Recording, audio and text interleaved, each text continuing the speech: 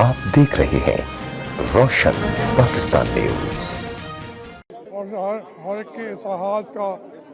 दिन है। इसमें सियासत से हट के हमें एक कौम के तौर पर पूरी दुनिया को बताना है कि मुसलमान जो हैं वो अपने आक़ाए नामदार की विलादत पर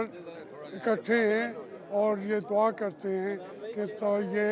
जो हिंदुस्तान में बाबरी मस्जिद वाला मसला हुआ है बदकिस्मती से, फिर कश्मीर के अंदर जो कुछ हो रहा है वो सारा चीज़ हम बतौर मुसलमान आज इख्तिलाफी बातें किए बगैर ये दुआ करते हैं कि अल्लाह ताला कामयाबी दे। हम इसमें जो हमारी हुकूमत का मौक़िफ़ इन बातों में हिंदुस्तान के मुकाबले पे है, हम उसकी भी बिल्कुल तायीद करते हैं और हम समझते हैं कि मौलाना फजल रहमान से भी इनके मुज़ाकरात हो रहे हैं,